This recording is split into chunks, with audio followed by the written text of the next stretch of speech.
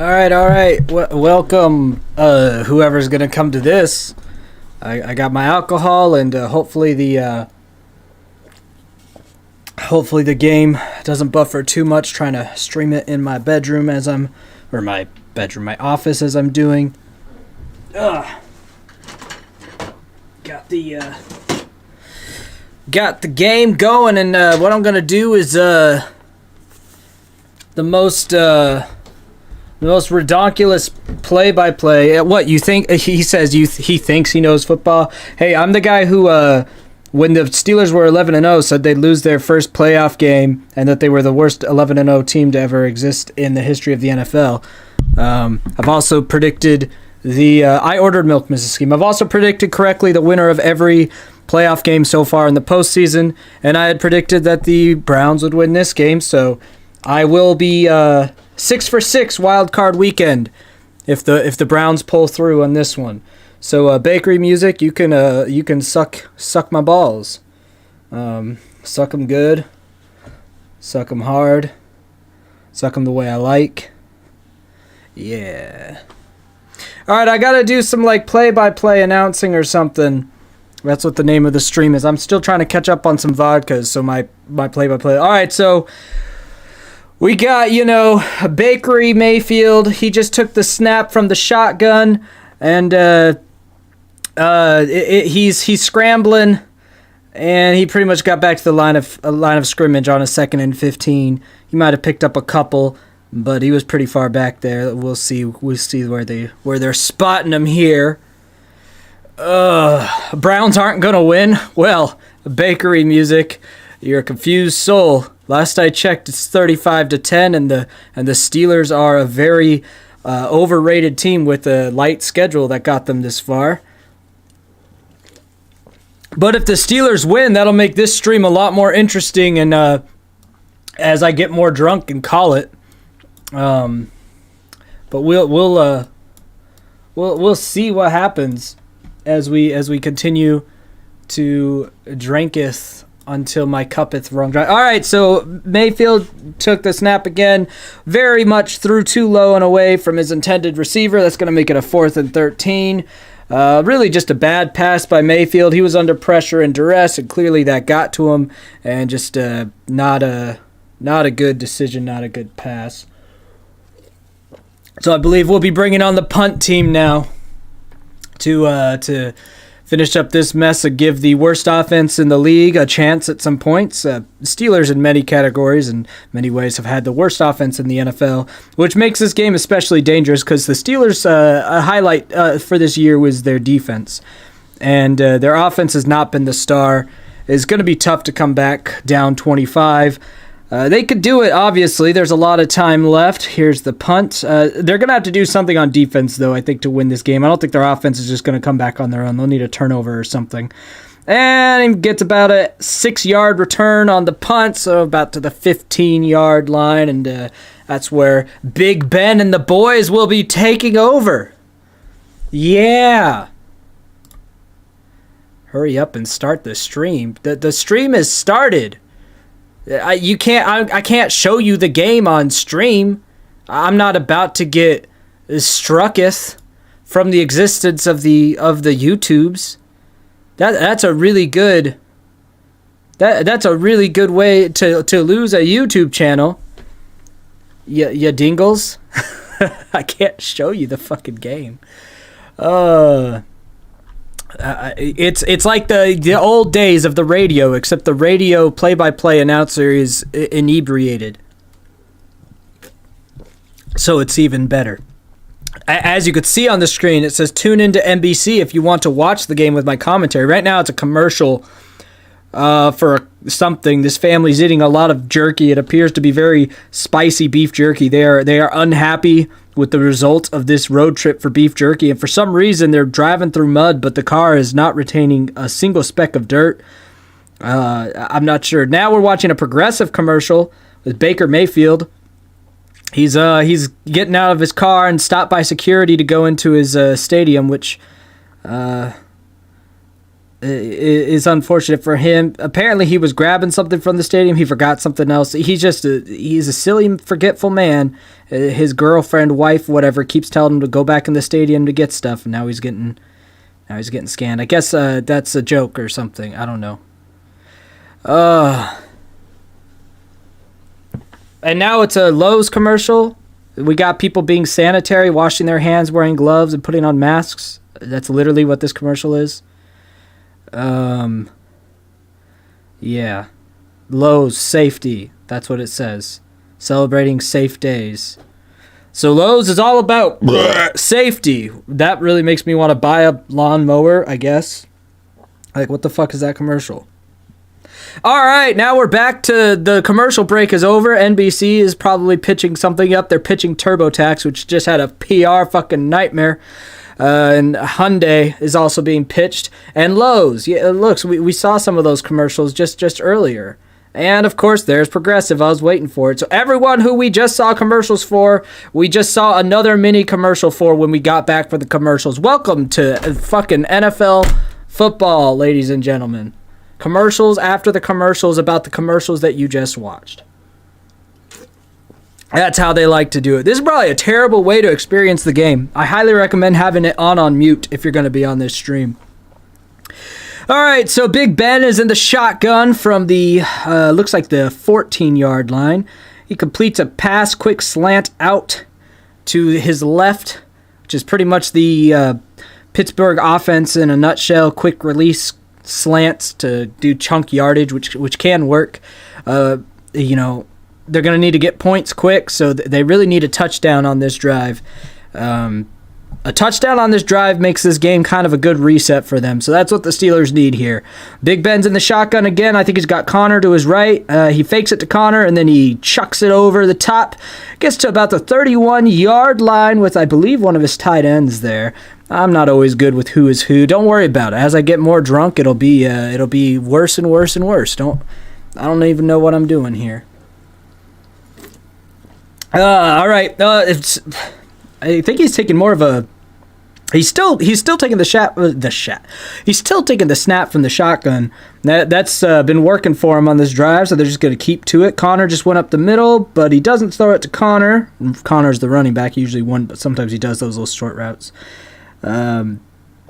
Almost enough for a first down on first down. I think they might give him the first down, so that might have been a quick first down on a first down. Yes, it is. They gave him the first down. So they are just marching down the field quickly. This is what they need to do to get back in this game. They are at their own 42. Enjoy your 30%, YouTube. Call me out. I'll still show. Travis Herco. Oh, yeah, Travis. We had a conversation about the Steelers. All right, they got another first down. They're up to they're into Browns territory again. This drive is important. If the Steelers are going to make this a game, they need a touchdown on this drive. No field goal, nothing. They need to assert their dominance as an offense and get a touchdown, and then their defense is going to have to go big too for this game to turn around. Obviously, the Steelers have the tools and the referees to get this done. The Steelers are one of the teams that the league tends to favor in calls. If you follow the NFL, there's a few teams that get the calls and then a few teams that don't. The Saints notoriously won't get the calls their way. The Steelers will. The Patriots will usually get the calls their way. The Raiders in their heyday usually got the calls their way, but that's kind of gone away. So the Steelers are always in a game. Usually the teams that could get those officiating calls their way are always in the game. The Lions are never in a game because the Lions of the Saints are always able to be pushed out of a game because the calls never go their way. So, all right. Sorry, I didn't even call that last play. It was a 4-yard gain. It's 2nd and 6 in Cleveland territory. Big Ben still in the shotgun, taking the snap, doing another quick slant. They're just going to eat these yards away. Why they haven't been doing this earlier, I don't know, but they're doing what they're supposed to do. They're not a run-first offense. They just do these small throws. That was to the tight end, Eric Ebron. They picked up another first down. This is what we expected their offensive scheme to be, and they're finally doing it where they're just outrunning the Browns. And this kind of offense could get them back in this game as long as they finish this drive the right way. No stupid turnovers, and we'll see what happens. Well, Packers don't get bailed out by the refs as much as other teams. It's happened to them before. It's just not consistent enough to say it's like a pattern of behavior at this point. Another first down, quick chunk play. They are now in the red zone. Welcome to the Twitch chapter of the Butt Stuff Army. Hey, thanks for subbing on Twitch. So yeah, they're now, where you'd expect about a. Oh fuck, that notification and me being inebriated does not help. What the fuck was I saying? I don't know. They're in the red zone, all right? They're still driving. First down on the 17. Shotgun for Big Ben again. He's trying for it all, and he's got it with Eric Ebron. Touchdown. The Steelers do exactly what they needed to. I think they're gonna go for 2 here. I would imagine they'd go for 2 here to try to cut this deficit instead of going for 1. We'll see what they decide to do, because they need to try to cut some of these points down quick. Let's see what they do, if they're going to go for 2 or just go for 1. Try to get back in this game and make it an interesting game, damn it. It was not an interesting first half. I thought this game was 50-50. You could see my tweet. I thought this would be a 50-50 toss-up game. Yeah, they are going for 2. Thought this would be a 50-50 toss-up game between the Browns and the Steelers. I still think the Browns will win, but it should be an interesting game, and so far it wasn't. But Steelers are trying to make it interesting by, I think this will cut it to a 2-possession deficit if they convert this. Big Ben in the shotgun again. They're just doing the same thing. Quick out pass and incomplete. So no 2-point conversion. Womp. So that means that they're still down by what? Damn it, math. 19. They're still down by 19 points, so it is still at least a 3-possession game. So the Steelers remain down by 19 points. It's a 3-possession game. If the Browns put points on the board on this offensive drive, another touchdown, that makes it a 4-possession game again. Actually, I think with 3 points. No, they would need 8, 16, 24. With 3 points that go up, yeah, they would need a touchdown to make it a 4-possession game. But yeah, the Browns defense holds to not let the 2-point conversion happen. Hey.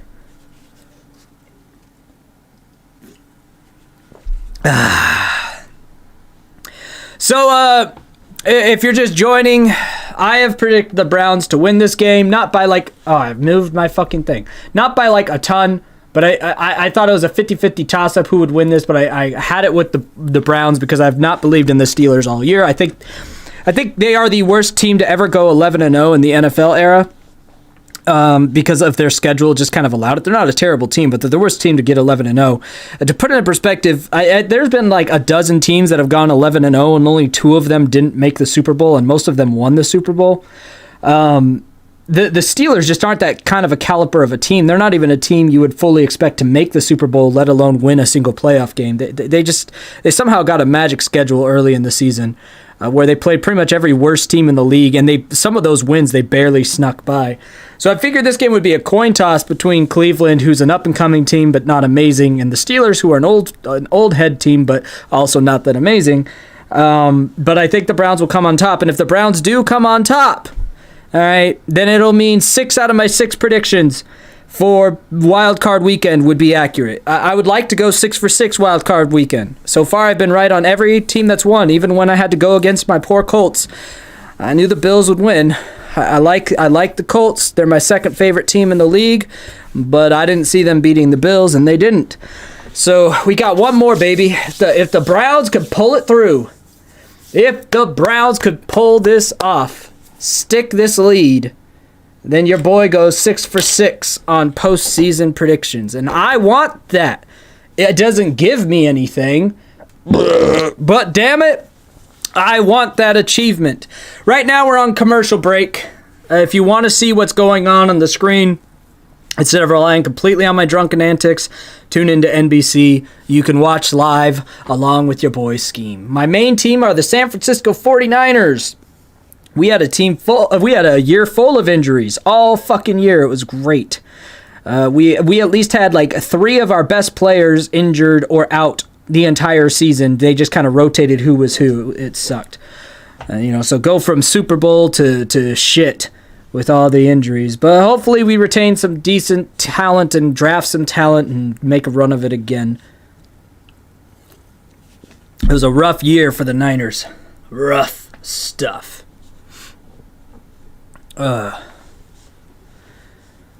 You predict the Browns will win, but they'll lose next week to the Chiefs. Yeah, I think the Chiefs. I've said week 1. Actually, I didn't make predictions week 1 this year because I like to see what the teams are. I think it was by week 3 I said that the Chiefs would win the Super Bowl again this year. That's still where I'm at. I think it's going to be the Chiefs versus the Packers. Tampa Bay could sneak in because of Tom Brady, but I think it's going to be a Chiefs-Packers Super Bowl, and I'm going to cautiously take the Chiefs in that game, but the Packers could pull it off. That's been my from the start of the season prediction. It could be changed. Clearly, things could change, but that's where I was the start of the season. The start of the season, I said the Packers and the Chiefs. They both finished 1 in the AFC and the NFC. So, guys, if you want to talk football with someone that's actually going to give you accurate predictions, talk to this guy. Because seriously, if you were talking to me early in the year. And it's second down, by the way. We had an incomplete pass by Baker Mayfield. Now we're running the ball with Chubb, I think, up the middle. He's got 3 yards. This drive's going to go 3 and out, which is really not what the Browns should be doing right now. Anyway, at very start of the season, I said it would be the Packers because Aaron Rodgers doesn't have Mike McCarthy anymore. Mike McCarthy held back Rodgers' career for a long time. And the Chiefs. Even though neither of those are my teams, that's what I said. They both finished top of their divisions. So fuck you guys. I know what the fuck I'm talking about. Who do I see as being the new Patriots quarterback? I don't fucking know. They got to figure that out. All right, so now Mayfield is in the shotgun on 3rd and 8. Back in their own territory, deep. He makes the pass, but it is not enough. And I think it's dropped. Yeah, it's incomplete pass. 4th and 8. They go 3 and out. The last thing this offense could afford to do right now is give the Steelers more life after the defense just made that 2-point conversion stop, because this is still a 3-possession game with half of the third quarter left. Your offense can't be doing this. The Steelers, their strength is their defense, so you would expect this to happen, but what you need to do as an offense right here, you don't need to score on this drive, but you need to get a couple first downs to cool down the Steelers' offense. This is the way you let a team get back into a game. So we'll see how the Cleveland defense responds. They shouldn't be too tired because that drive was so quick by Pittsburgh. Pittsburgh just kind of ran them over. So we'll see what the Cleveland defense can do. Steelers still are three possessions away from getting back into this, but they're going to have that first of 3 right now. We'll see how long the Steelers can make this drive last.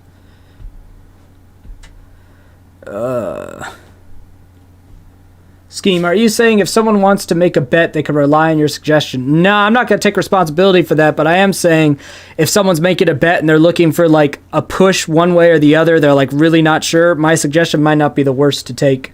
I'm typically pretty accurate on my sports predictions. Historically, I would say if I was able to just find a roster of every game I've ever predicted with any level of confidence, because there's plenty of games I'm like, I don't fucking know, but here's who might win. But games I predicted with any level of confidence, or long-term things I've predicted with any level of confidence, I'm probably around 70% accuracy, which I'd say is better than the average bear. I'm wrong, 30% of the time, maybe 35% of the time, so maybe 65% accuracy. So, it's not like it's a sure thing, but I'm right a lot more often than I'm wrong when it comes to sports predictions. Ugh. You're further gone than the drunk election stream. Maybe. I don't fucking know. No, I'm not. Drunk election stream, I was way more gone. We're just getting started here. We're on commercial break again because meh. So, yeah, just, at this point, I just want the Browns to win, not because I like the Browns. I mean, it's a fun underdog story, and I'm not a fan of the Steelers. But mostly I want the Browns to win so that the Steelers don't ruin my my perfect wild card weekend prediction streak. And doubly, I also predicted back in week 11, that means if you don't know football, there's 17 weeks to the regular season, but 16 games played by each team because they get 1 week off.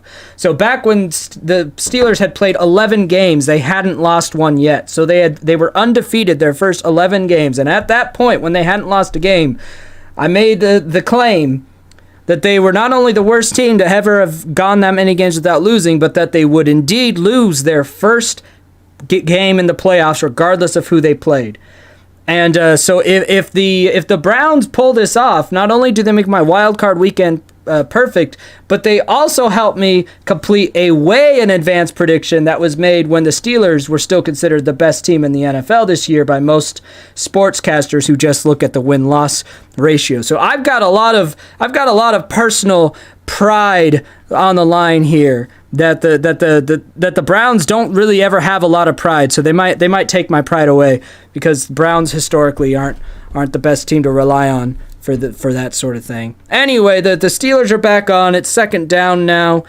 Big Benjamin is still running the shotgun. I don't think they've tried to run a running play this entire half. They're just throwing quick slants, which is their bread and butter. So it's second down. There's a little confusion. It's second and 8, I think. There's a little confusion amongst the Steelers huddle right now. I don't know what they're trying to figure out. Oh, second and 9, my bad. But it looks like they got to figure it out. They're again in the shotgun with Connor to his right. Connor's his running back, so that's just in case he doesn't see something he likes, he could quick out it to his running back. Oh, that ball should have been intercepted. Oh, boy. The Browns almost intercepted Big Ben again. It should have been picked. They dropped that one. If the Browns had picked that, my goodness, that's what the offense would have needed, because they would have already been in field goal position. It is third and 9, and missed opportunity on the Browns. Let's see. They're going to show us the replay. That should have been picked. I was wondering, maybe it was not as close as I thought, but yeah, that should have been intercepted. It hit him in the chest. He was right there, but that's why he's a defender and not a receiver, because he's not always going to make those catches. All right, so Big Ben, lots of pressure. They blitzed him, but he got it off. He somehow got that ball off for the first down. That's the last thing that this Cleveland defense needs right now, is to miss an interception and then put the pressure that they wanted to on Big Ben, yet still have him convert the first down. They do a quick run play to Connor, their running back. He doesn't really get anywhere with it. I think they were just shaking it up for the sake of shaking it up, but the run game is dead here. It's going to have to be Big Ben doing these quick outs. It is actually, no, that was a decent pickup. It didn't look like much, but it looks like they gave him 5 yards, so he probably got a good spot. It's probably a long 5 yards, but you can get 4 or 5 yards on a run, you're good. So keeping the Cleveland defense honest. Big Ben, as always, looks a little confused as to where he is, but he knows how to throw the football. They hit Big Ben. They got the pressure on, but that was a huge gain. Huge gain. They're already in the red zone. That was so many yards after the catch by Smith-Schuster. He threw it to Smith-Schuster as he just got annihilated. Big Ben just got wrecked by the Browns, but he got it off in about 3 seconds or less, like Big Ben does. And Smith-Schuster was just all alone. Someone completely broke their coverage on him. It looks like number 39 completely lost his assignment and got juked out by Smith-Schuster. So they're already in the red zone. Again, this is what you don't want as the Browns. You're giving the Steelers all this life so quickly. They should have had the pick on that ill-advised throw by Big Ben. And we got an incomplete pass on first down. So now it's second and 10 in the red pool again. In the red zone again. He threw it to Claypool. That's where Poole came back. So, yeah.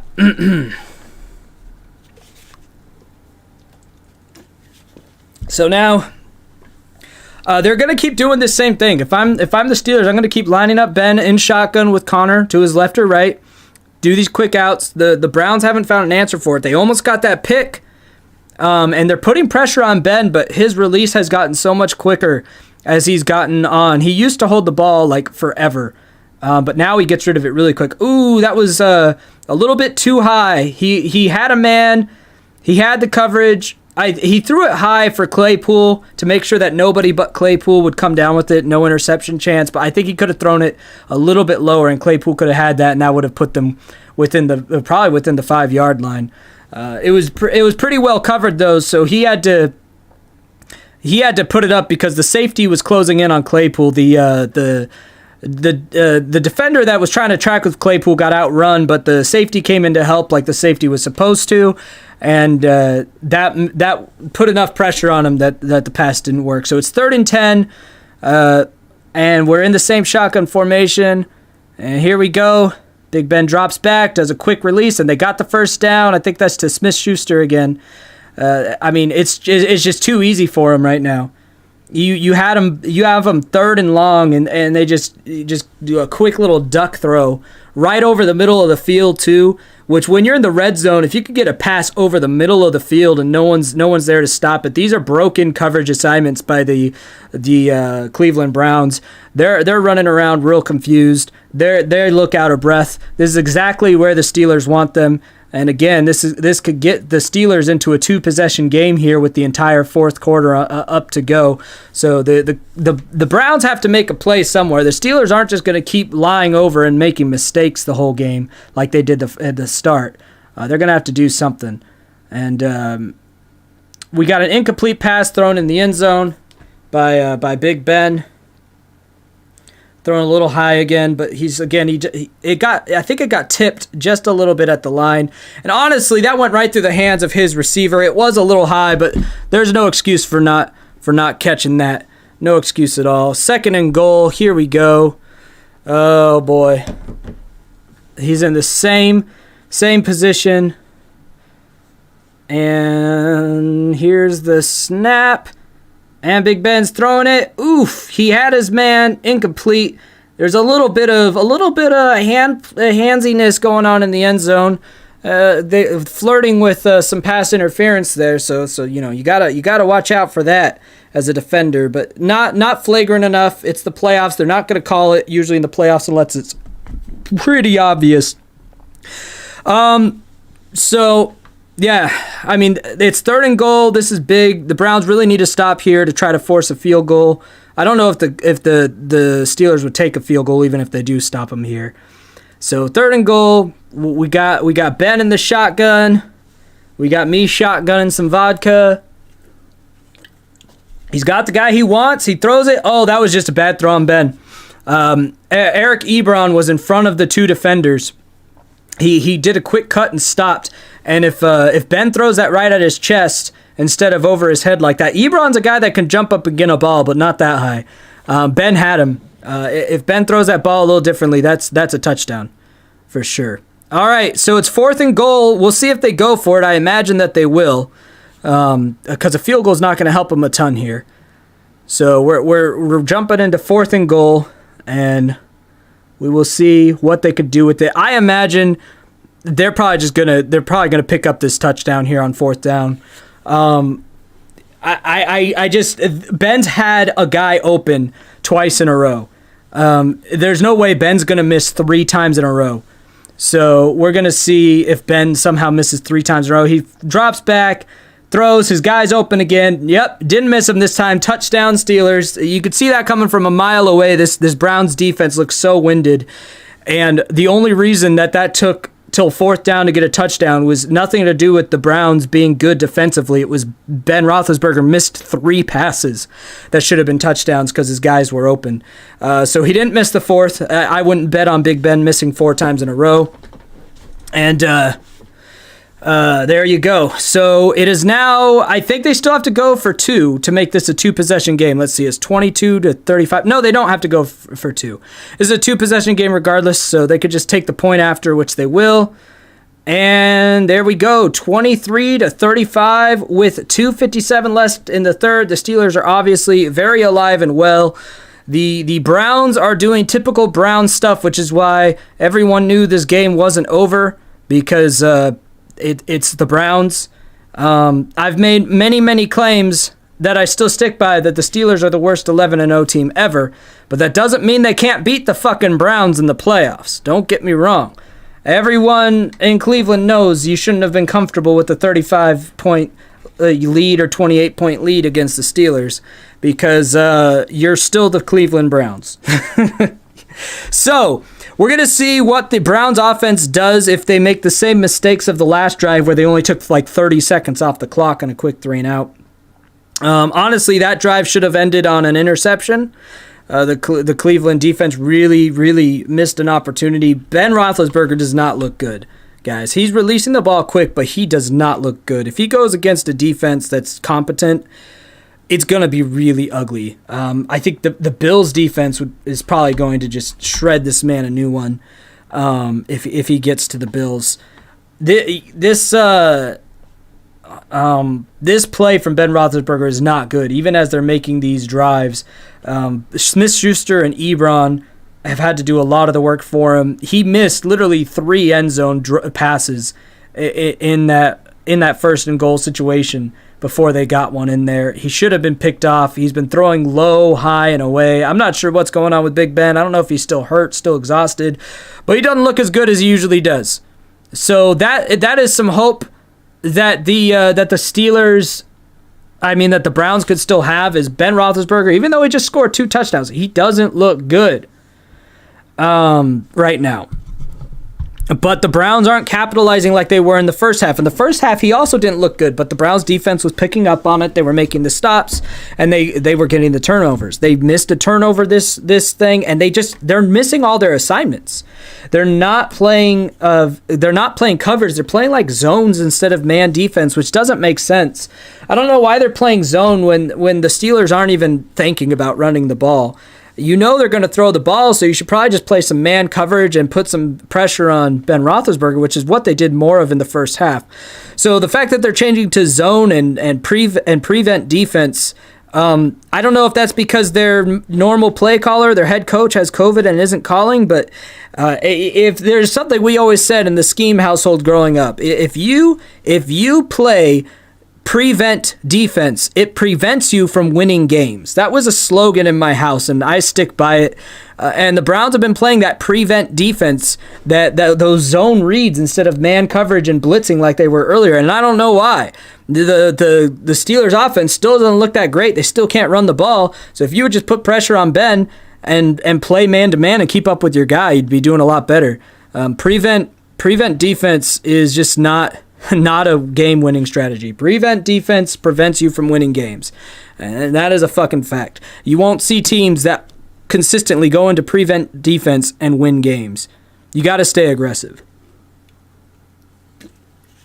Yeah, this is probably the worst type of stream for my channel. Most people on my channel don't understand sports. Not only are you just having to listen to me, you can't even see the game unless you turn it on, which makes it doubly confusing. But I'm doing the same way because it's my channel, and fuck y'all. Is what I felt like doing right now. Because I wanted to watch the game, but I also haven't streamed, so I figured I'd stream. Of course, it's not making me any money, so I guess I could have just watched the game alone, but whatever. All right, so 1st and 10, Mayfield is under the center, not in the shotgun formation like Big Ben. He's right behind the center, taking the snap. I think they're going to give it to Chubb. Yep, they gave it to Chubb to go right up the middle, and he's got like 2 yards again. They're going to have to try something besides these little... I know they're a run-first team, and Nick Chubb is like their team. But the Steelers have the middle just locked down right now. That's their entire defense is just focused on making sure Nick Chubb doesn't run up the middle. So if you're going to give it to Nick Chubb, at least don't broadcast that he's going to run up the middle. Maybe try to go to the outside, let him get, some speed. I know Nick Chubb's more of a downhill, like hit you in the face runner, but it's just not going to work to keep trying this. And they're trying it again. And they got nowhere. They got to the line of scrimmage. So, I literally just told you guys, it's not going to work if they try that strategy. It's the one thing the Steelers defense is not going to let happen right now. So now it's 3rd down and probably 7 or 8. They're going to go another 3 and out and take like no time off the clock because this play calling again, this is the kind of play calling you would do if there was 6 minutes left in the 4th quarter and you had the lead. This isn't the kind of play calling you should be doing when it's not even the 4th quarter yet and the other offense is hot. This is that pansy ass calls, and then Mayfield finally gets called to go in the shotgun and take a throw, but his receiver falls to the ground. It's incomplete, so they would have been better off just running on that one to take more time off the clock. There's still 1:40 in the 3rd quarter. This Cleveland team looks like a team desperate to lose the game. These play calls, I don't know if their head coach would be making them. Maybe he's sitting on the couch just screaming that these are the calls. But these are the calls that every football team I've ever gotten annoyed with, whoever threw away games, this is what they do. This is exactly what bad coaching looks like. So you're following me now. You've made a So bad decision. now Good the job. Steelers are going to have great field position and all the momentum in the world. So, yeah, this is not good for the Browns. This is a textbook example of how you squander a lead through shitty play calling. I'm going to see if they go back into their stupid zone prevent defense again. But this is pathetic. This looks like what I had to suffer through as an Indianapolis Colts fan. They're my second favorite team under the 49ers. This looks like Chuck Pagano coached teams and Jim Caldwell coach teams. Pagano and Caldwell always would do this. They would get these leads and then just change the game plan and play like little pansy-ass bitches and lose huge leads. That's the kind of play calling we're seeing here, that Chuck Pagano, Jim Caldwell style of coaching, which it's losing football. You won't beat good teams doing it. You only beat bad teams doing it. All right, so still no pressure on Ben Roethlisberger, still playing the zone defense. So, of course, that leads to a quick 5-yard, 6-yard gain by the Steelers on first down with a quick out pass. I mean, this is just hilariously bad. I'd say you take all the coaches in the NFL and 9 out of 10 of them aren't making these kind of play calls on defense or offense. So it's 2nd and 6 for the Steelers, and again we have this really weak coverage by the Browns. Really good open field tackle to make this a loss after the quick chuck to Smith-Schuster. But I mean, it's not because the defensive play calling was good. It just the guy was positioned well in the zone for where Ben threw it, and he made a good open field tackle. This is just still really bad strategy for the Browns. It's a 3rd and 8 now. What they really need to do, they need to make this drive not lead to points for the Steelers. And the Steelers might consider this. The Steelers aren't going to consider this 4-down territory anymore because it's a 2-possession game. But they cannot let them convert this 3rd down. Here we go. Still no pressure on Ben. They make the completion, but it is short of the line to gain. So it's going to be 4th down and about 2. I don't think the Steelers will try to go for it on 4th and 2, but they might consider it with how much they've been destroying. They calling it 4th and a long 1, but it definitely looks like they're giving them a favorable spot. We're going to find out. That's the end of the 3rd quarter. 4th quarter is going to start. If I'm the Steelers, honestly, since they gave us that favorable of a position, they give the Steelers 4th and 1, 4th and a long 1. I would just go for it because I feel like if you convert this 4th down attempt, I don't see how the Cleveland's defense is going to mentally recover from that. You could pretty much win the game even though you're still behind. I think you win the game if you go for this on 4th down and convert. So we'll see. We'll see what they want to do. If they punt the ball away, that's not necessarily the wrong decision at this point because the Cleveland offense isn't doing crap and it's a 2-possession game with the entire 4th quarter left.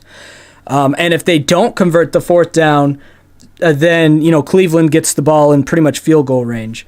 But I just don't feasibly see how they wouldn't convert this 4th down with how bad Cleveland is playing. If I am the Steelers, I'm definitely going to go for this 4th down and try to put a nail in this defensive coffin. Because hello motherfucker, because the Browns are on the ropes right now. They're nervous. They're showing their youth. Their jubilation is over, and the Steelers, again, I will tell you till the day I die, they are the worst 11-0 team to ever start 11-0 in the NFL. But do not confuse that with thinking they are not a good team. They are a very good. They are a very good football team. I think they're probably one of the worst teams in the playoffs in the AFC this year because the AFC is stacked. But they're better than most of the NFC teams in the playoffs. And they have a very experienced core group of guys. So you can't just go ahead as the Browns and whoop on them at first and then just go into this protect defense nonsense and these horrible plays on offense that get you 3 and out. You're going to lose that game. The Steelers are too good for you to do that. So, yeah. We'll see, though. They are playing that brand of losing football right now. So, if they don't make some 4th quarter adjustments where they, they try to actually play the game instead of preserve the lead. Because right now they're not playing. They're trying to hold on to a lead. You could see when a team's being coached to hold on to and nurse a lead. And I've always said, especially in the playoffs, that shit doesn't work. You can't nurse a lead in the playoffs because you're only playing the other best teams in the league. They're not going to let you nurse a fucking lead. You have to increase your lead or go hard or you're fucked. And unless the Browns wake up and go from trying to nurse a lead to winning a game, they will lose this game. They will lose this game if they continue to try to hold on to their lead. You do not hold on to a lead in the playoffs. You play till the end and you win the game. And right now they're trying to hold on to a lead, and that shit don't work.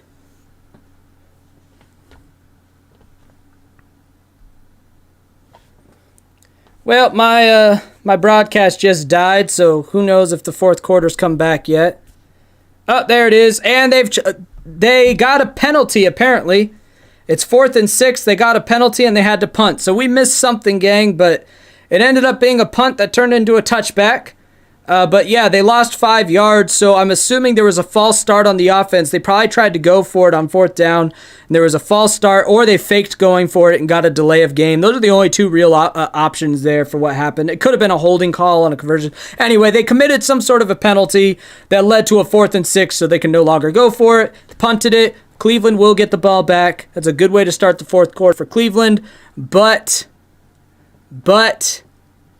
they took the delay of game. Okay, thank you. One of my guesses was right. But anyway, we're back now. Sorry about my broadcast cutting off. It's fine. Cleveland needs to do something with this offensive drive. It's 1st and 10 at their own 20. I'm obviously going to be a few seconds behind streaming the game instead of watching on TV if you're watching on TV. Plus, you guys got like a minute stream delay. We got a quick pass, about an 8-yard gain on 1st down from Mayfield. More of a slightly aggressive play call to actually try to do something. So that's good. They're hurrying up the pace. Mayfield, it looks like he's calling some adjustments at the line, going into shotgun. They're looking like they're showing some energy. That's good. Like I said, maybe some 4th down adjustments. Batted at the line. That's unfortunate. That's going to stop the clock. Mayfield was trying to do right down the middle. He had his guy, but the Steelers' defensive man just launched it in the fucking air and batted that one away. So Mayfield needed to pop that one a little bit higher to get it where he wanted to go. So now we're at 3rd down. This is a huge 3rd down again. It's 3rd down and 2. If I'm the Browns, I'm giving this to Chubb. Chubb is like the offensive backbone of your team. He's been able to still get a couple yards when he runs. Challenge the Steelers to stop him. Try to just slam this down their throat with Nick Chubb. But let's see what they do. It doesn't look like Chubb's lined up for that at all. So I think they're going to try to put this in Mayfield's hand to try to convert this. I don't know why, but here they go.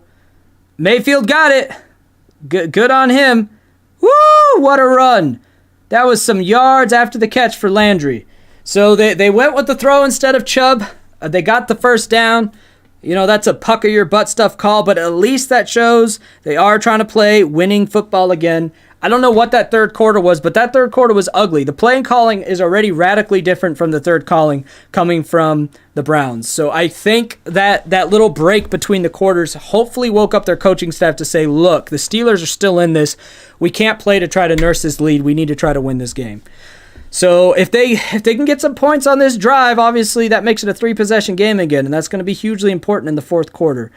All right, so beautiful pass by Mayfield out of the shotgun right over the middle for another 1st down to Landry. That's beautiful, beautiful work.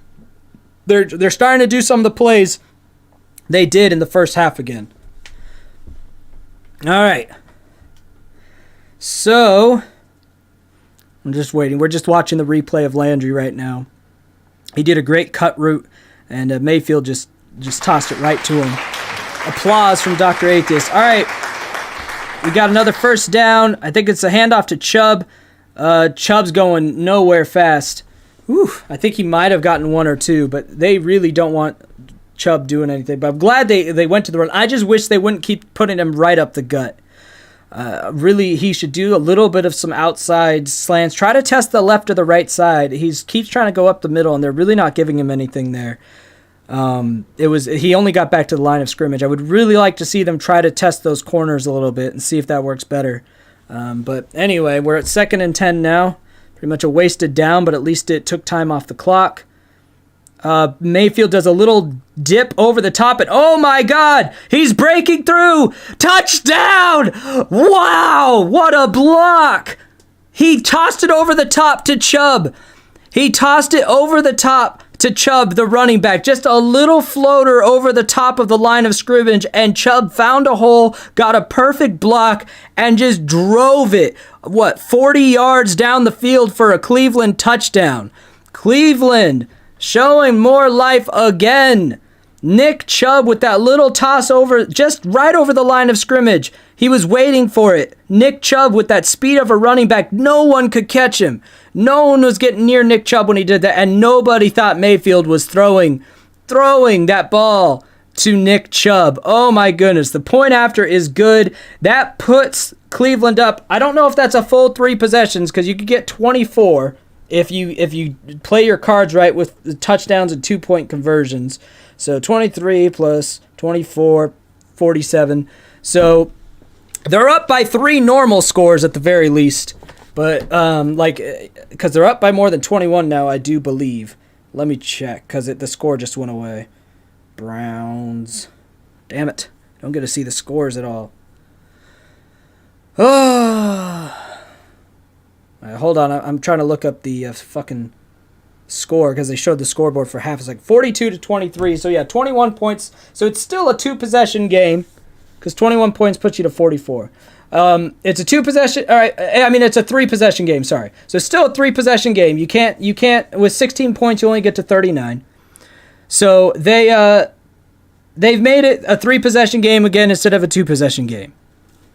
So that's good. Am I a fan of either team? Not really, but I have stakes for the Browns to win.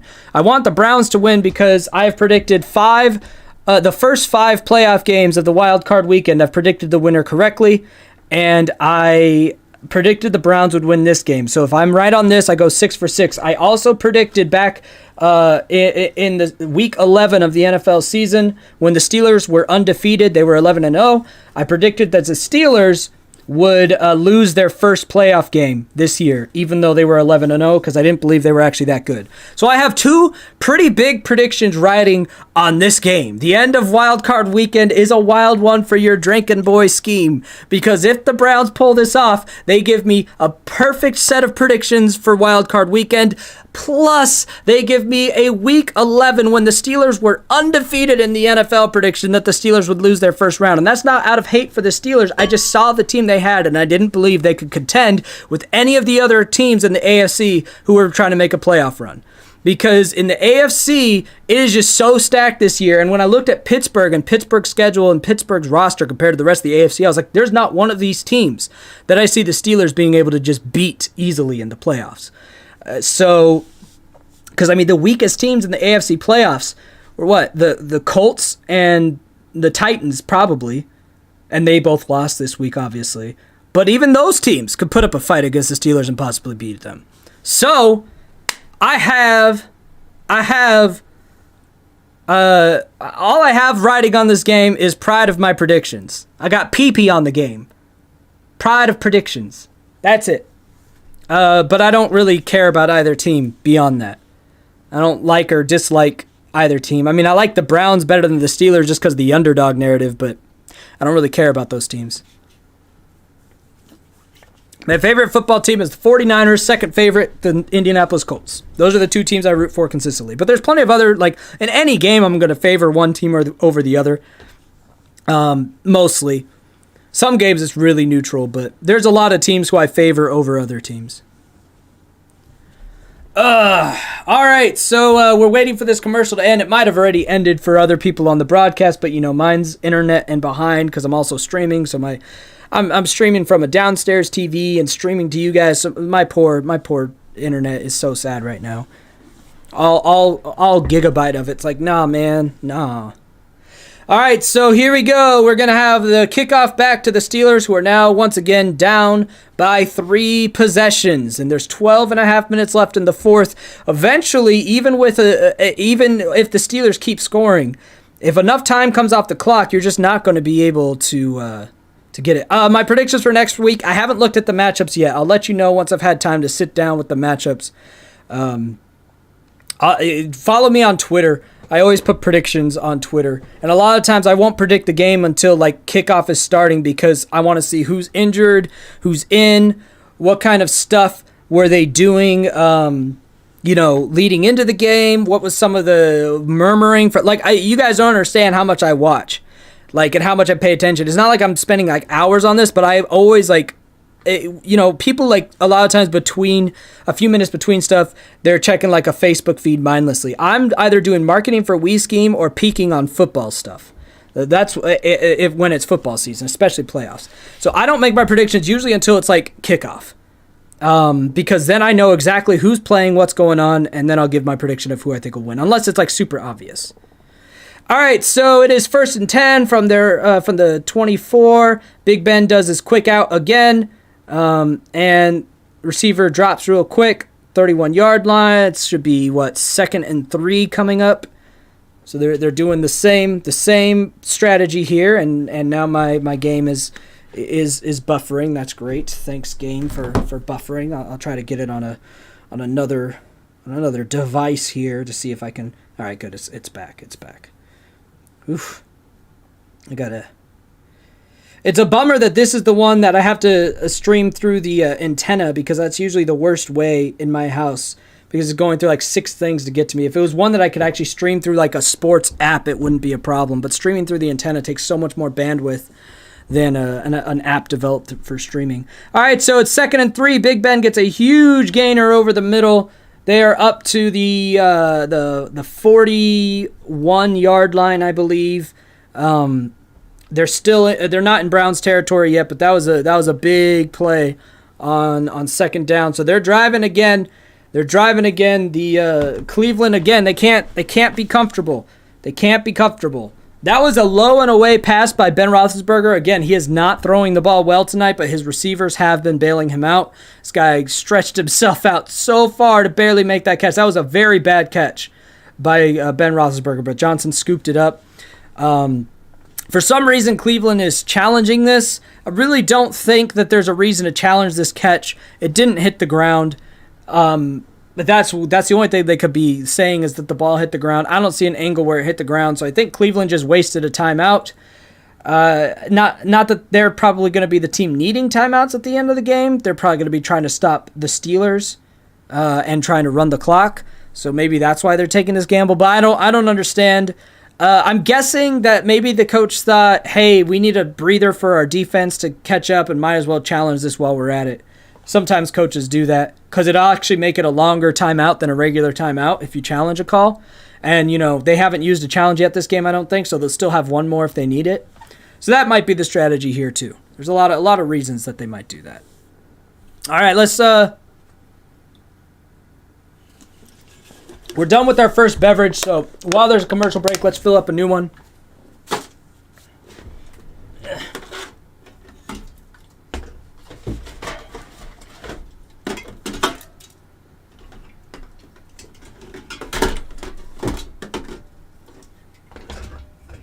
Yeah. All right, we got a 7-Up here. I'm going to pour some vodka in it after I drink a little bit out of it.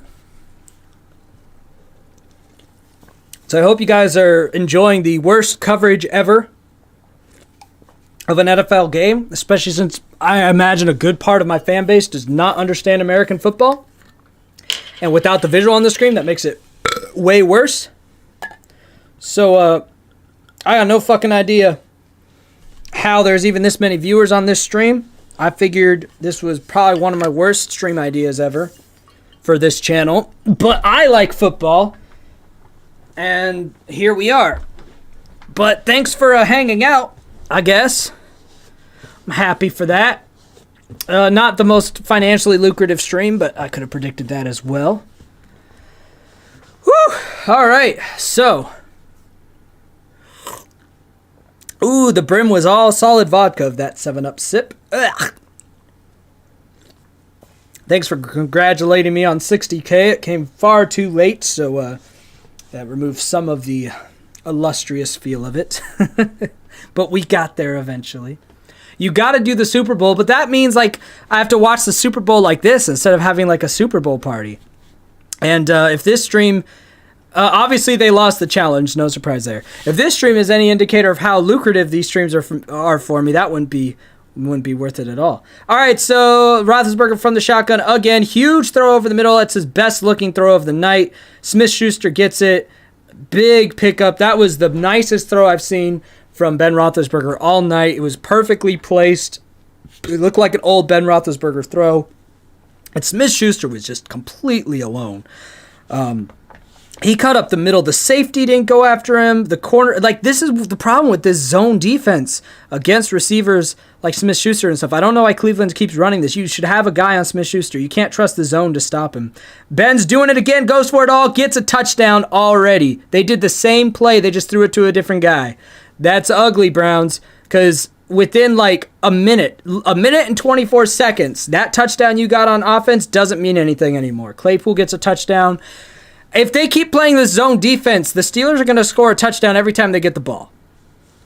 But the Browns now have to come back and score again because it's a 2-possession game again. But this kind of a defense will never fucking work against the Steelers. They're going to go for 2 here, then make it 31-42 if they get it, which means essentially I'm not sure why they're going for 2 actually, because a touchdown and a field goal. Oh no, a touchdown with 8 points and a field goal would put them. That's why they want to make it that they could get a field goal on a possession. It doesn't matter. It's the Browns defense stops the 2-point conversion again. So the Steelers still need 2 touchdowns now. They can't get a touchdown with a 2-point conversion and a field goal to tie or win. They still need 2 touchdowns. So it's 2 true possessions. They can't get like a field goal and then a touchdown and be back in this. The Steelers still need 2 touchdowns to be back in this game. And so now it's on to the Browns offense again. This is a shootout at this point. This is just a super high scoring game. This is a fucking shootout. But honestly, I think if the Browns defense would stop playing zone, they might and put pressure on Ben Roethlisberger, they might actually have a shot at stopping some of these drives, but we'll see what happens. Oh, we'll see what happens. My stream just is refreshing again, because, it seems like it's like timed. It's like between every sequence of drives, it stops. I'm like, how are you aware where the game is in retrospect to how you're buffering? That's odd. All right, so I refreshed and now I'm caught up. The Browns are on 2nd and 1 now. All right, so we missed the kickoff and the fucking first down play over stream buffering, but it's fine. We're back. It's 2nd down and 1. Nick Chubb did the first down play and he got 9 yards. All right, so we're going to see what the Browns got up there. Orange sleeves. Chubb's going again, and it looks like he might have gotten enough for the first down. He got hit like right away, but he kept churning. There's some skirmish going on the ground. Some extracurricular after the play. We're getting some people off of Chubb. But it looks like he had enough for the first down. It's a good use of Nick Chubb. Takes, another 40 seconds off the clock. Valuable time to use. Nick Chubb is walking off the field. He's a little shaken up after that play. Taking a seat. We'll see. He'll probably come back in pretty quickly here. All right, so they're letting the play clock pretty much run all the way down, which is what they should be doing right now. Mayfield with a quick out pass. Oof, that was dropped. They said incomplete. It looked like it could have been a catch fumble, but it's just ruled as an incomplete pass. Glad it's not. They should be glad it's not a catch fumble, because otherwise Steelers could have nabbed that. But that does stop the clock. And that would be that's not good. You don't want this clock stopped. We have 9 minutes and 47 seconds left. The Steelers need 2 touchdowns, and they got that last touchdown in 1 minute and 24 seconds. So they get it fucking quick. You really, as the Browns, need to be focused on both at least getting some points on this drive, but also running out some clock, because the Steelers are scoring on your zone defense super fast. All right, we did a pass to the outside, really smart pass by Mayfield, and that got some good yards picked up, but he did go out of bounds, which will stop the clock. But it's another new set of downs for the Browns. That was Kareem Hunt. That's their other running back. And those are the best plays for the Browns against the Steelers defense this game, are these really small lob passes to one of the two running backs. And I think they need to focus on that more, because just like the Browns defense has not figured out how to beat the quick slants that Ben Roethlisberger's throwing in the middle of the field, not even to the outside, but the midfield slants. The Steelers haven't figured out how to stop these quick drops to running backs. But it looks like Dunn, I believe one of the offensive linemen for the Browns, he's down right now. They're helping him off the field, so he's injured. He'll have to get someone to come back in. And if I'm not mistaken, Dunn is one of the more important enforcers for Nick Chubb when Nick Chubb does those up-the-gut runs, which I would say is a bad thing, except those up-the-gut runs haven't been working for Chubb anyway, so maybe that'll discourage them from doing that, which would probably be for the best at this point. So we're just waiting for the field to go back in action. But again, this drive now, since the last time I talked, has only taken another 9 seconds off of the clock because of these incomplete passes and out-of-bound plays. The clock is running again now, and they really need to let this clock go down as much as they can each play. It is 1st and 10. The Browns still driving. No room for error. Oh, the Steelers defense is scrambling. They just called an audible on this play. The Steelers defense did. They're just going to keep it safe. Mayfield is. He just gives it to Chubb up the middle. Or actually, that was Hunt up the middle. I think he got like 2 yards. But I think Mayfield saw the shift in the Steelers defense. He didn't like what he saw. I wouldn't have either, because he had 2 wideouts to his right. And the shift for the Steelers put all of the speed on the side of those 2 wideouts, which means if he tried to throw anything there, it was probably going to be into double coverage and really risky. So he just handed it to Hunt. They got a yard out of it and took some more time off the clock. All right, now he's lined up right under center. He's calling the audible this time. He's gone from under center to a shotgun. He's got wideouts on the left and the right, so he could throw to either side of the field now to try to spread that Steelers zone a little more. They're bringing the pressure on him. He's got to get the ball out quick. He does. He goes right over the center, which is the last thing that this Steelers offense thought was going to happen on this play, or defense thought was going to happen on this play. So it gets them the first down and a little more into Steelers territory. There's a very smart play by Mayfield. He had all of his wideouts, so the Steelers were covering all the wideouts. But then right as the pressure got to him, he just went right over the middle, which is exactly what Ben Roethlisberger's been doing to the zone of the Browns on the other side of the field. So really, Baker Mayfield, I don't know if he was just sitting on the sidelines watching what Ben did and said, I'm going to do that. Because he's literally dissecting the zone defense of the Steelers the same way Ben Roethlisberger's dissecting the zone defense of the Browns. Like the exact same type of plays. Which I think both of these teams need to just stop playing zone and start playing man, because they're both getting torn up by it, which is why this whole fucking game has such a high score. All right, so we did another run from Hunt. I think he just got back to the line of scrimmage. Again, it'll run out more play clock, which is very important for the Browns right now. I think these first down plays are probably all going to be these runs that they don't expect to get a lot of yardage out of just to kill the clock. Because now we're getting to the point that this drive's going to get us to under the 7-minute mark. If they can get under the 6-minute mark, that's over halfway through the fourth quarter. Well, actually, it already is. After under the 7-minute mark, we're already halfway through the fourth quarter. He's under center again. He's going to drop back to pass. Did it again, guys. You can't make this up. He threw it right over the middle, in the middle of the zone defense that was focused on the left and right wideouts. Wasn't enough for a first down, but it was a quick gain of 6 or 7 to make this a much more manageable third down. And it takes time off the clock, so it's 3rd and 3. It'll be interesting to see if they try one of those quick routes again. They're literally using the Steelers' offensive scheme against the Steelers' defense, and both of these defenses are playing zone and just getting killed in the zone defense, which is making this a shootout. I don't know if both of these teams are too slow to play man coverage or what's going on, but the zone's not working. We got another first down, perfectly thrown. This time it was to the side. It was to Hooper. I believe Hooper's one of their tight ends. He's a big boy. Coverage was good. Throw was better in that case. That time the Steelers defense was all over that play. They had coverage on Hooper. Mayfield threw it right in the right spot. Hooper got wailed trying to get it, but he held on. That was a good play by both the offense and the defense, which is a rare occasion in this game. This game, it seems like someone's always screwing up. That was just a good play all around, and the offense won in that scenario. All right, Hunt's got the ball on the ground. Hunt gets about 3 or 4 yards out of that first down. The clock is now the clock is running to where if the Browns turn this into a touchdown, they've run so much time off the clock this drive. This is one of those drives that could lead you to winning a game. They have taken 5.5 minutes off the clock and counting. They are draining this clock on the Steelers, and they're in position to get a touchdown. They're only, they're second and goal.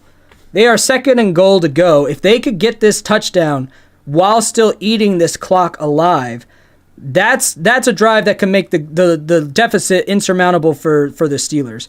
Right now, it doesn't look like they're really trying to get that touchdown, though, on these first 2 plays. They did very conservative runs to make sure they don't get the turnover and to run the clock. So on 3rd and goal, I do expect Mayfield to do a little dump pass, either to a running back to try to get in the end zone or take a quick shot to the end zone. I don't think they'll just run it from the line again.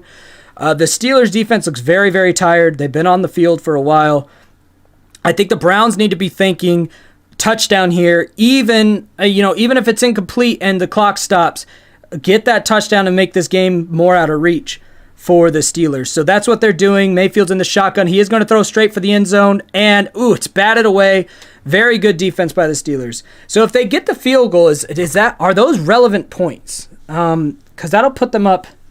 I just need to see if the field goal makes any sense to go for, because if it's not relevant points, I wouldn't even go for the field goal, because you could play the field position if you don't get the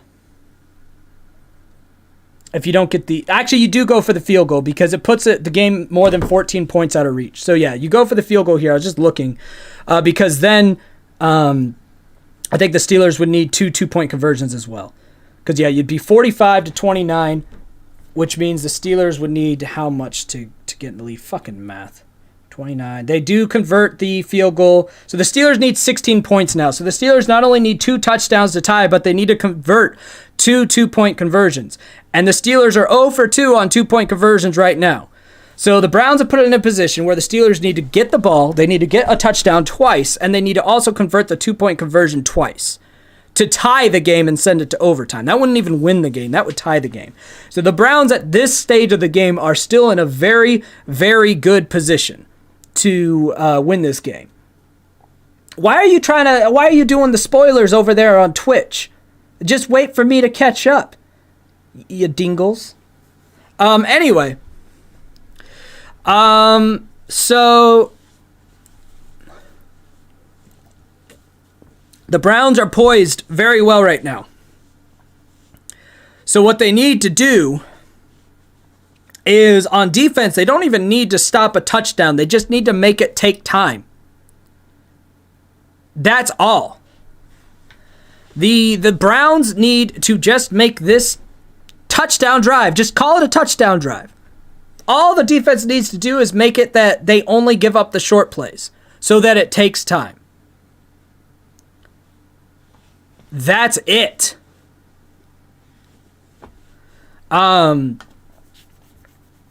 That's the winning formula for the defense. And then they're going to have to survive an onside kick on special teams. Because I don't think that the Steelers will be able to kick the ball back to the Browns knowing how well the Browns offense is playing. They're going to have to try to get an onside kick. So Steelers are going to have to march down the field and get a touchdown, then get an onside kick. The Browns need to stop that from happening. So right now, the probability of the Steelers winning is very, very low. Like very, very, very low. I don't have the sports analytics in front of me, but I would imagine it's one of those times that they're at like a 20% low or lower probability to win the game. Probably lower than that. So, but it is not over against the Steelers offense that's able to score against this Browns defense in 1 minute and 24 seconds. So this is where it gets real. This is where I find out if my prediction from week 11 is true and if I go 6-0 in Wild Card Weekend predicting the winners. Browns, I've never asked anything from you before, but please, could you not fuck this up? Could you make it so in week 11, when the Steelers were 11-0, and I proclaimed... Hello, motherfucker. And I proclaimed they would lose their first playoff game this year, no matter who their opponent was. And then I predicted the first 5 games of the wild card events correctly. Can you please, Browns, close it out? Let me go 6-0 on the wild card and be right on my feelings on the Steelers back when they were undefeated. That's all I have in this game because I don't care about the Browns or the Steelers. But I definitely have that. And my drinking ass wants that victory. I want that I told you so moment since all of the fucking sportscasters who are paid hundreds of thousands, if not millions of dollars to try to inform people on sports have disagreed with me almost every step of the way this fucking season. And yet I've been right. They disagree with me all the damn day. They all had the Titans beating the Ravens, but I said, nah, Ravens are going to beat the Titans. I think the only time we agreed is we all thought the Bills would beat the Colts, which hurt my soul since I'm a Colts fan. But I was like, nah, the Colts aren't beating the Bills. Not happening.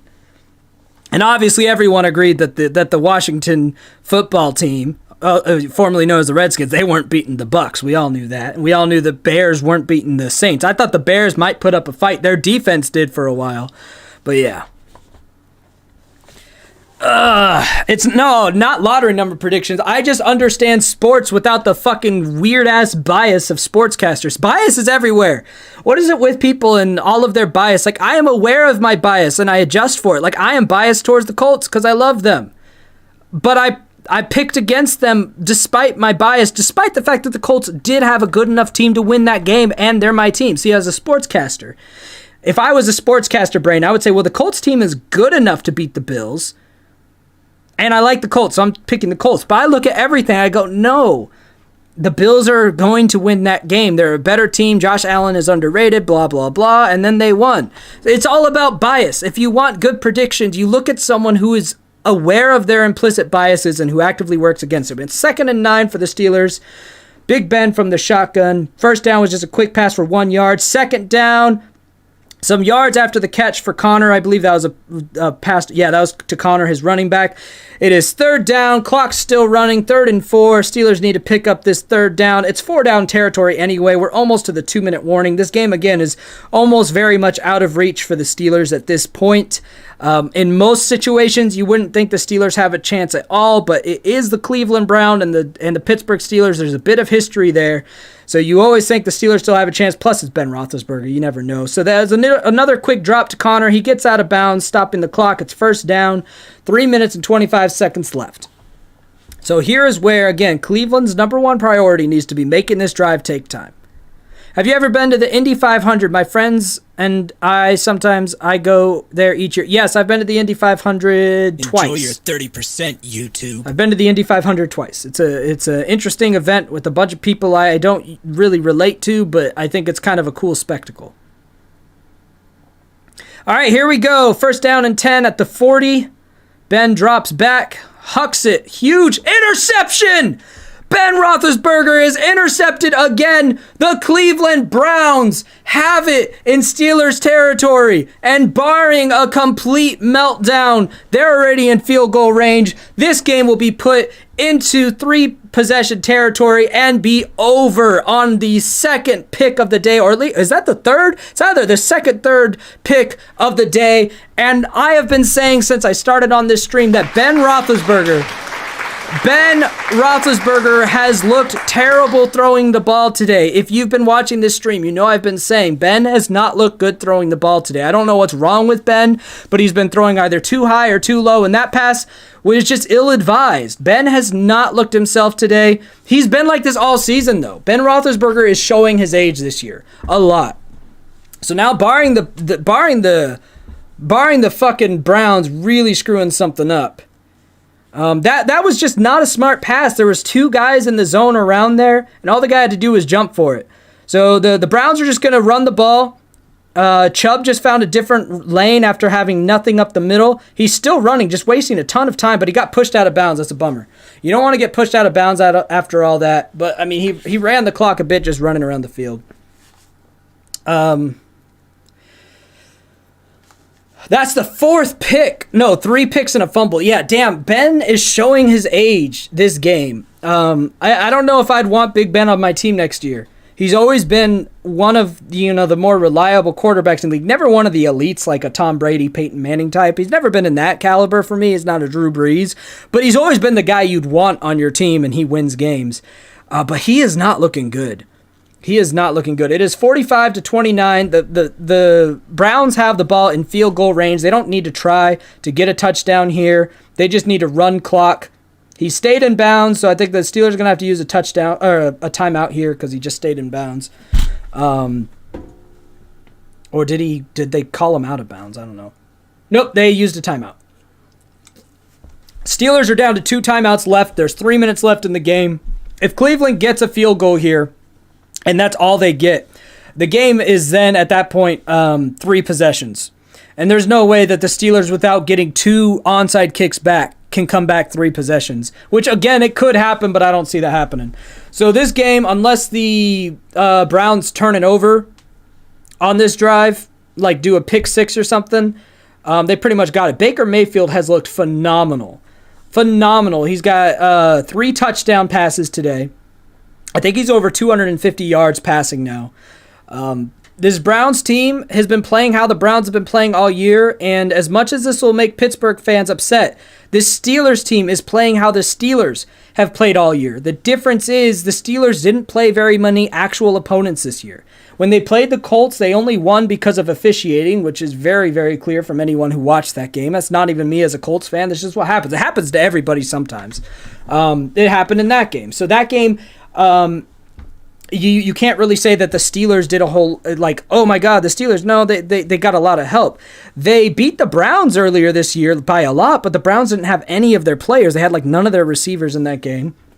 So it wasn't the real Browns team. This has been the Steelers. The Steelers are an average AFC team. They just had a really good record because of their schedule. And I've been saying that all year, and this is where the rubber meets the road. This is where... Holy butt stuff, a donation. Donation. Enjoyed the commentary. Thanks, Meryl. All right, so the Browns are getting the field goal. The kick is up. It's good. It is now a 3-possession game for the Steelers. They'd have to get at least 2 touchdowns with 2 2-point conversions and a field goal, or just 3 touchdowns to come back in 2 minutes and 51 seconds with 1 timeout. So there's not really much left as far as hope for the Steelers. The Browns just have to play mediocre football to win. So yeah, I mean, this is the Steelers team. If people who are going to try to say, oh man, what happened to the Steelers? Nothing happened. And I actually literally have a tweet where I said people would say after this game, after they lose in the first round, people would say, what happened? And I would say nothing. That is their team. This is the quality of your team. You didn't get 11-0 because you earned it. You got 11-0 because your schedule and some officiating calls. But sportscasters are very afraid to say things like that to teams with legacies like the Steelers. They're not afraid to say it about the teams that don't have legacies, but the Steelers have won 6 Super Bowls. They make a lot of money for the NFL. And sportscasters don't like to speak ill on teams that make a lot of money for the NFL. If you're a shit-ass team that doesn't make money for the NFL, you're not going to get any favor from sportscasters. But if you're the Cowboys, who haven't had a good team since the 90s, every year is going to be your year as a team, according to the sportscasters, because Cowboys make the NFL a lot of money. It's not different than anything else, guys. Just like in politics, look for implicit bias and follow the money, and you'll find out why people say the things they do. But if you want to know the truth of, the talent of any given team, just follow your boy on Twitter. I tweet a lot about the NFL throughout the season. So if you're ever curious for accurate shit, just remember, when the Steelers were 11-0, I said they'd lose their first playoff game no matter the opponent. And this game will make me 6-0 on wild card playoff predictions. So that is what it is. Steelers are driving. They get a touchdown on this drive. It don't fucking matter. They still need 2 more. They're not in the Browns territory yet, and clock's still running. The Browns are going to let them take whatever they want to take at this point. as long as it's not a one-pass touchdown. And that was almost intercepted again. Stops the clock. That's about the only good thing for the Steelers because it was incomplete. It is 2nd and 10.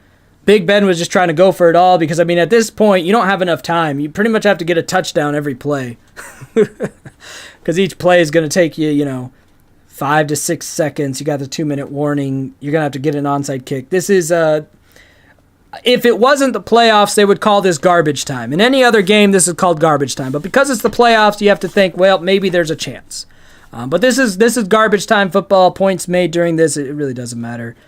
There's not really coming back from this. Big Ben scrambles, he throws it, he gets the first down. They're at the 39, 40-yard line of Cleveland. That takes us to the 2-minute warning, but it doesn't matter.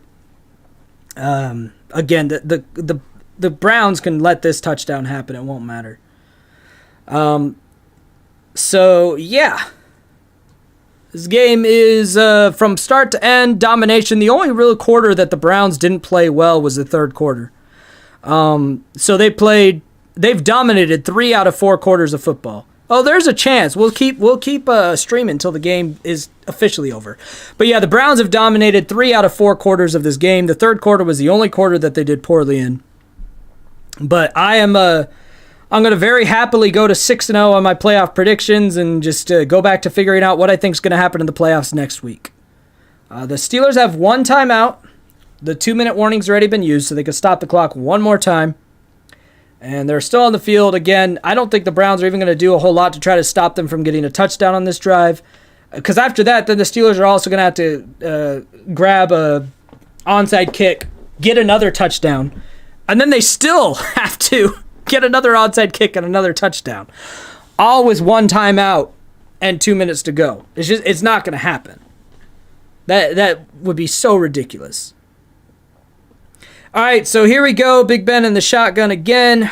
We're coming out of the 2-minute warning. Here's the snap. He's trying to go for it all. He got whaled. Oh, he got wrecked. Oh, Big Ben got wrecked. They're not calling it an incomplete pass yet. Okay, they finally did, because that was a forward pass. But Big Ben just got slammed. He got the ball out just in time. But Cleveland now, this defense is playing with like that fuck you confidence. They were playing that weak zone in the third quarter. Now they're bringing pressure. Big Ben's having to wait in the pocket longer because they're trying to get the big plays. They can't do those little 5-yard slants right now, right? Those 5-yard slants are fine at another point in the game, but you have to score 3 touchdowns essentially. You have to go big, and they're not letting Ben sit in the pocket long enough for that. So Big Ben just took another snap. They're coming after him. They almost got to him again. Incomplete pass. It's 3rd down and 10. Big Ben looks like he really wants to make something happen, but they might not even get the touchdown on this drive. They might not even get the first one they need. Obviously, this is 4-down territory, so they're going to have 2 more shots at this 10 yards. I just want you guys to remember, as I arrogantly flex on my big boy sports brain, that I told everybody this is what would happen.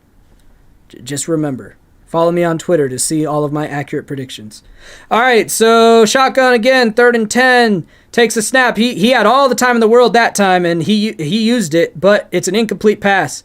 He got it to where he wanted to go to Smith-Schuster, but it was triple coverage, and Smith-Schuster couldn't pull it down in the triple coverage. They punched it out of him. He did what he could. Ben had a lot of time to throw the ball, but the coverage was just, they were not having it. Like, Cleveland does not want to even give up this 1 touchdown. They are not playing their third quarter defense. They are playing to just tell the Steelers, you're not going to make this close. You are going to lose fucking bad. That is what the Browns are saying right now. But it's 4th and 10. This is really the only last lifeline because the Browns could just take a knee if they get the ball back at this point. 4th and 10, Big Ben hucking for everything, and he gets the reception. They're in the red zone. They're still alive. They're at like the 1st and goal. Big Ben had to run up for the pocket for that. He's still got a little magic left in him. He gets it, and he threw it too high again. It wasn't even a great pass, but his guy went up and got it to keep this game still going. We're almost under the minute left mark though, So there's really no time left. And there's the touchdown. They do get the touchdown to Claypool. It's not going to mean anything. They still have to get a 2-point conversion and an onside kick. So it's really garbage points at this point. So we'll be looking at that onside kick quickly here. I mean, if they could get the onside kick, this will still be somewhat interesting. I still don't think they have enough time for 2 more scores, even if they get the onside kick. But at least that'll make this more fun. We'll have more stuff to talk about, and we won't just knee the ball. But, yeah, even with an onside kick, it's not really likely to win this game. So they're going to try to go for the 2-point conversion, obviously. And here they go. And Ben has got nowhere to go. He chucks it to Connor. Connor gets the 2-point conversion. All right, so that's the first 2-point conversion they've converted. They're still down by 11 points. So they need at least a touchdown and a field goal to tie it. And one of those touchdowns would have to have another 2-point conversion. So again, we're down to pretty much a minute left. They've got to get the onside kick first. If they don't get the onside kick, the game's already over. They only have 1 timeout. So we're going to see what happens with this onside kick in just a moment to see if we get to have more fun calling this game, like for some last-minute drama. I mean, hell, if they get the onside kick and a touchdown and then another onside kick, we would witness literally the greatest comeback in the history of sports. Not even just the NFL. I'd call that the history of sports as far as postseason sports are concerned. Especially considering the time frame. I mean, I know you've got the Patriots come back against the Falcons, but that took about half of the game to do. This would be like 3 minutes. All right, so here comes the onside kick. Here comes the onside kick. We're going to see what happens here. Let's see if we get any more game. 4% success rate in the NFL this year for onside kicks, so it's not likely. All right, the kick is there, and the Browns have it. So that's going to be the game. The Browns have it. I'm pretty sure they could just knee the ball because Pittsburgh's only got 1 timeout. Yeah, that's the game. They're going to be able to get into victory formation. So that'll do the game. That makes me 6-0 on playoff predictions this year so far. I will start to decide, rip for the Steelers. I will start to decide who I think is going to win these games. The only game I'm going to call right now is I will have Kansas City beating the Browns. Sorry, Browns, you helped me out this one time, but I don't see you beating the Chiefs. We're at victory formation, taking a knee. This game, Steelers are taking a timeout for reasons that, they're just not wanting it to be over. They're hoping for a fumble on a victory formation. I don't fucking know. So after this timeout, the Browns will take 2 more knees. Game will end. Congrats on my 6-0 predictions. Thank you. I'm pretty proud of that myself. Wild card weekend is usually one of the tougher ones to get all the predictions right. But, this year, this was the game I was the most concerned with, honestly. It's not even the game that was the closest, but it was the game that I was most worried about when I predicted it. I guess there was part of me that thought maybe I'm wrong about the Steelers. Maybe the Steelers did deserve to be 11-0. And then today I found out, nope, I wasn't wrong. The Steelers are shit, like I thought. But, you do have those moments of self-doubt when you get a lot of Steelers fans blasting your Twitter saying, no, they're epic. I'm like, I really don't think that they are, though. I don't even hate the Steelers, but they're just not that good of a team. And, yeah, your boy was right. Steelers lose. I go 6-0 on my wildcard predictions. That is the game. That is the end. Until next time, I scheme, you scheme, we all scheme for ice cream. The game is officially over. 48-37, the final score. Cleveland wins by 11. Bye.